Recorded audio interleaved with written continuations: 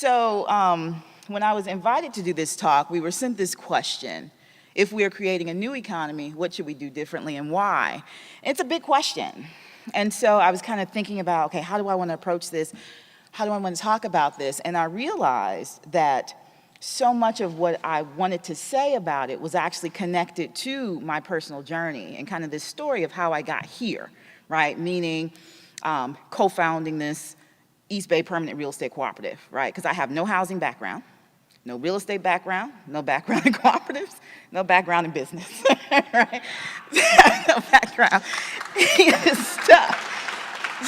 So, you know, I came to this space not because of a technical expertise or a technical background, but I came to this work really because I've been committed my entire life to equity and social justice and have becoming to the realization that economic equity is at the center of any movement where we want to talk about social justice, right? So that's really kind of how I came to this place. So how I started, right? So I began life as one of those kids, right? Black, female, born in projects in Detroit, single parent household, first generation, the whole diversity enchilada, right? Before we even were really talking about it, I checked all those boxes off. I was a good student, did all the right stuff because I knew that education, from a very young age, I knew that education was going to be my way out, right? And so I did all the stuff that I needed to do to get the scholarship, you know, to have choices. And I chose to go to Spelman College, which I think is one of the greatest schools on the planet. It's a historically black college in Atlanta, Georgia. Went there, had my sights set on getting a PhD.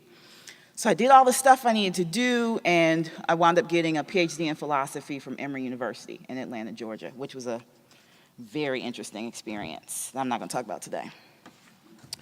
So, you know, I was, there we go with this clicker. So I was groomed to be an academic, right? And I love education. Like, I love it. I love learning, right? And I'm a true believer in the power of education, not merely as a tool for getting a good job, but in the transformative power of education itself. You know, because education, it transformed my life, right? It created roads for me that did not exist before. And I also still believe that education is one of the few spaces where folks from the margins can acquire some degree of social and economic mobility, right? And even though I grew up poor, I was sheltered academically. I went to good public schools in Detroit, especially at the time when I was growing up, which meant that everyone, including the leadership, was black, right? So most of the folks I knew in high school went to college with scholarships. And then I attended historically black college. So all of my faculty and most of the other students were black. So even though on one level, I knew this, you know, I knew about the statistics, right? I understood that black students were terribly underrepresented in higher education.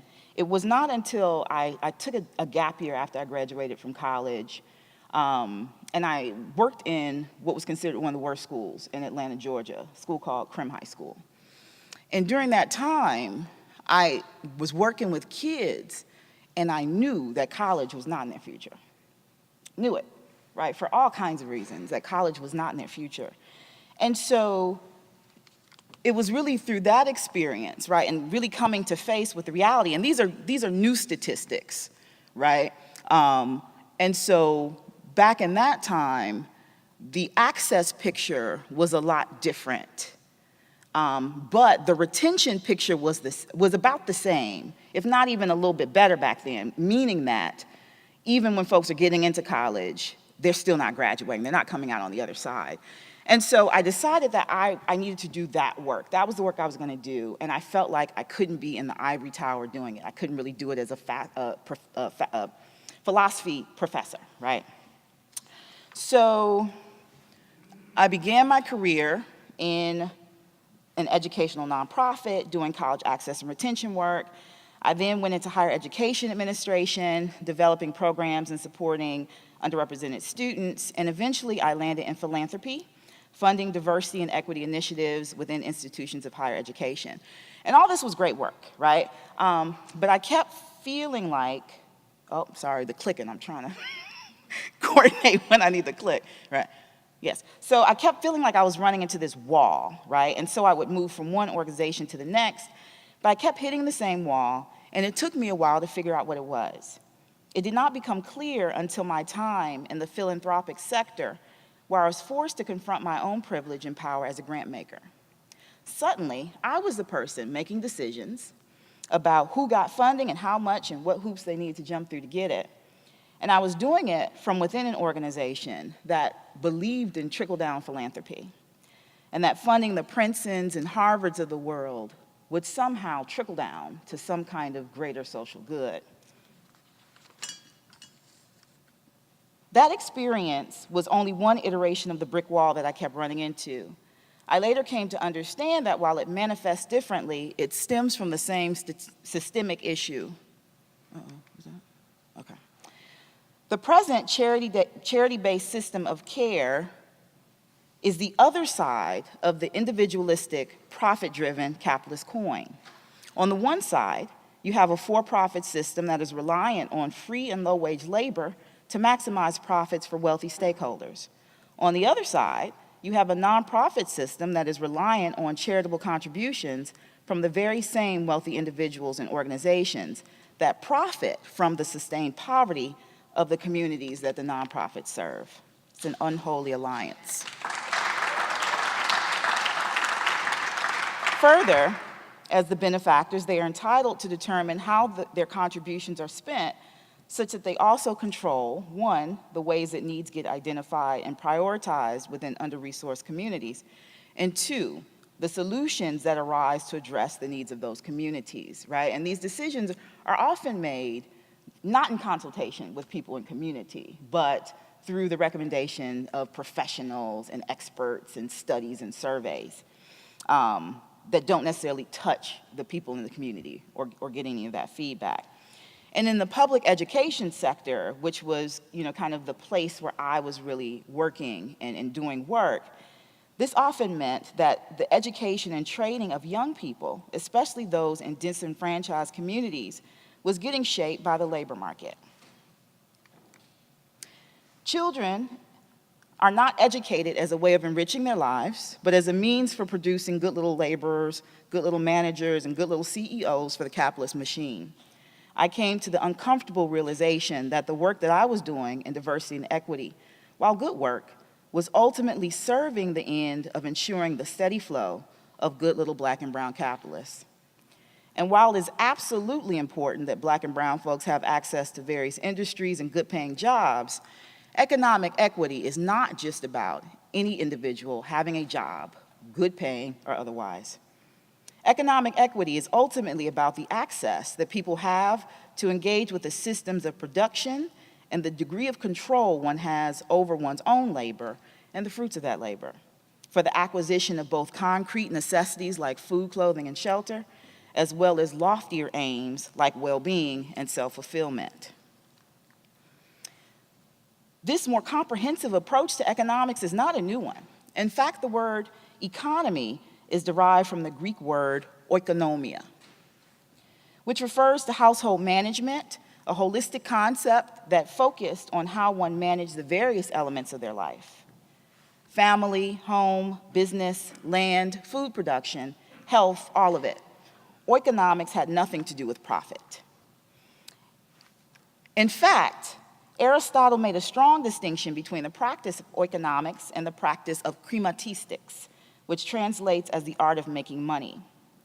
With the rise of industrialization, our modern conception and practice of economics became more closely aligned with krimatistics.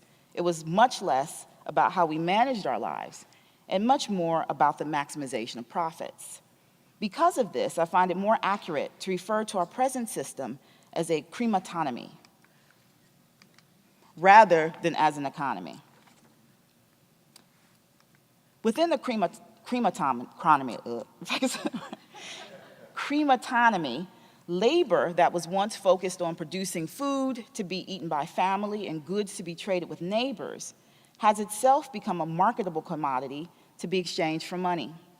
Our entire financial sector, especially our ideas about investment, have become shaped by the quest for profit without thinking about how the realization of that profit might impact our lives. Oh, wait, wrong. Yeah, that's wrong, sorry. Under this system, the majority of us spend the bulk of our time selling our undervalued labor so that we can purchase overpriced food, fuel, housing in order to survive, right?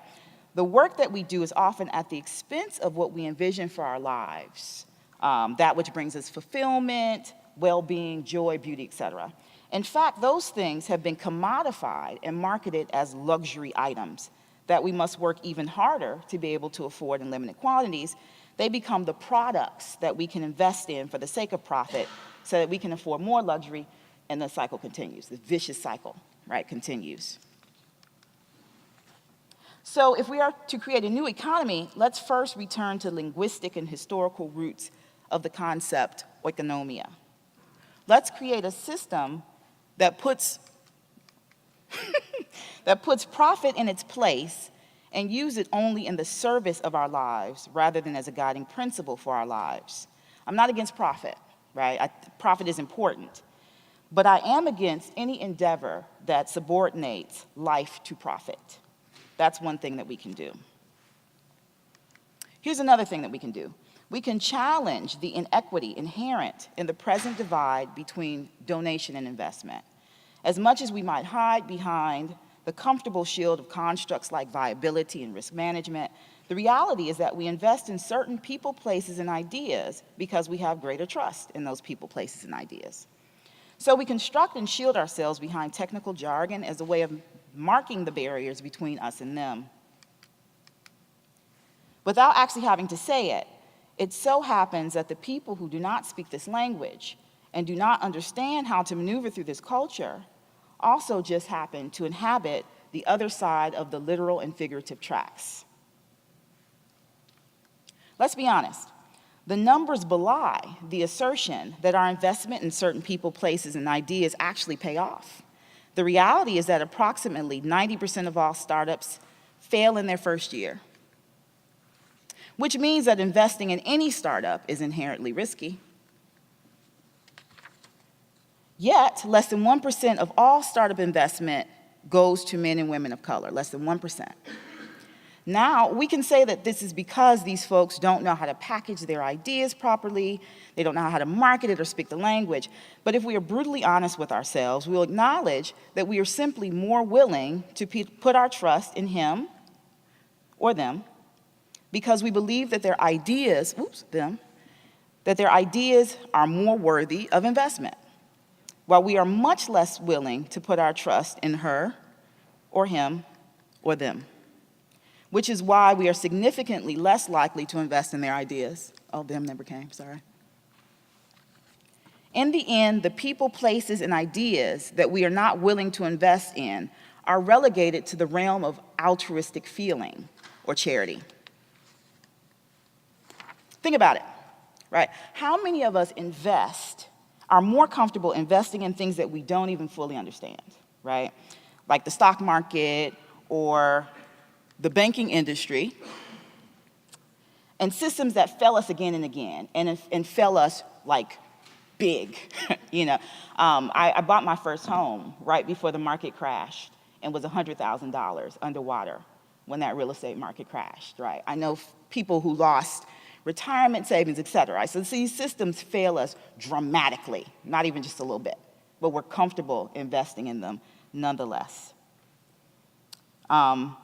And yet, at the very same time, we look around our communities at the people that we know and see and rely on each and every day and say, it's too risky for me to invest in my neighborhood grocery store where I get my groceries. It's too risky for me to invest in the organization that takes care of my children after school. It's too risky for me to invest in my neighbors. And it's too risky, ultimately, for me to invest in myself, because who am I and what do I know? I used to feel that way. I thought the economy was this big and scary thing that I couldn't impact, right? I didn't realize that the economy is actually a lived experience. I saw the work that I was doing in education as separate And I figured that I'd leave the experts, all the financial stuff. I didn't know, I didn't understand, it made me uncomfortable. So I figured I'd kind of leave it to other people to figure out. And that's the trick, right? Our alienation from economics and from finance is an important tool for maintaining economic inequity. If I feel powerless in the face of something, I'm much less likely to change it because I don't even believe that I can. I believe that this is the power of cooperative economics. It situates people squarely within the heart of their economic condition and says, you take the wheel. You do not have to leave it to the experts. What really sold me on cooperative economics was when I learned about the Mondragon cooperative in Spain.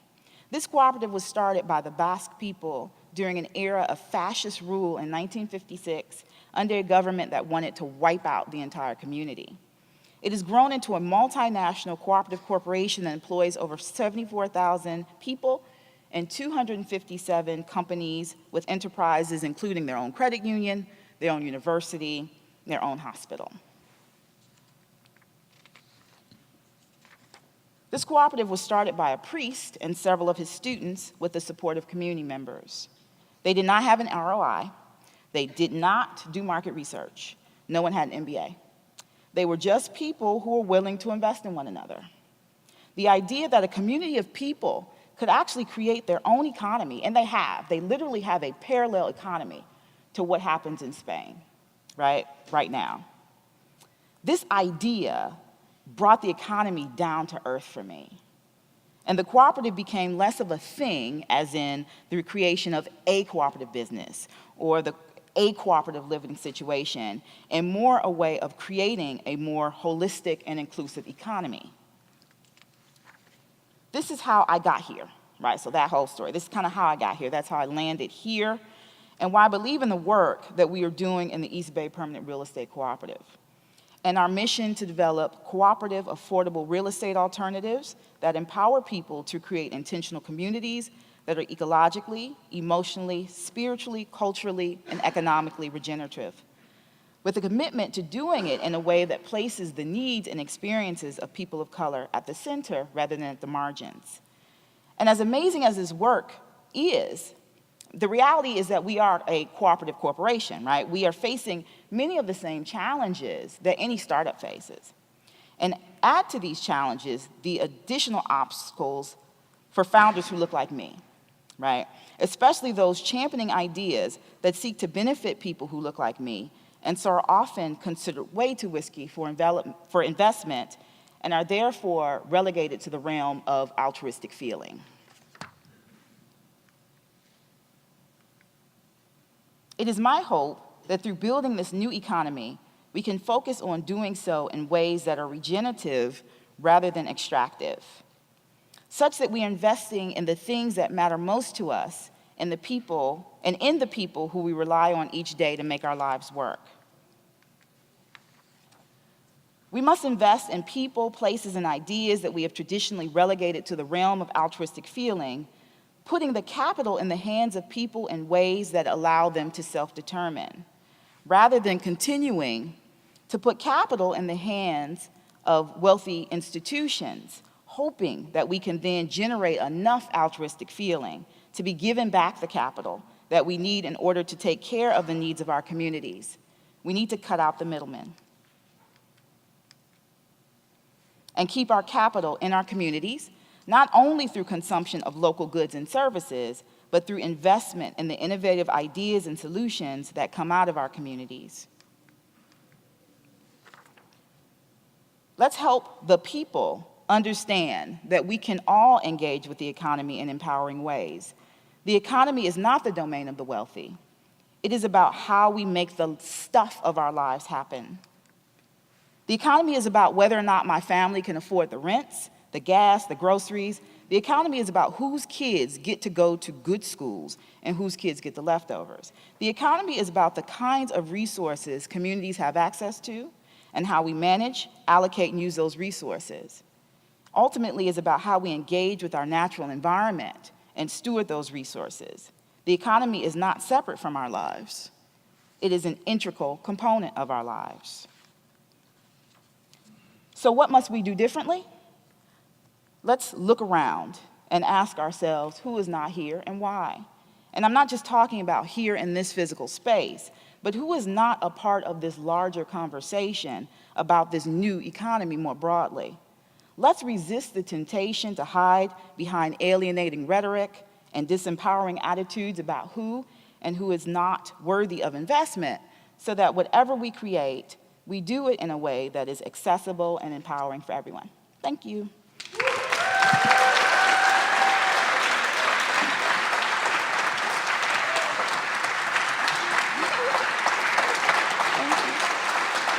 Thank you all.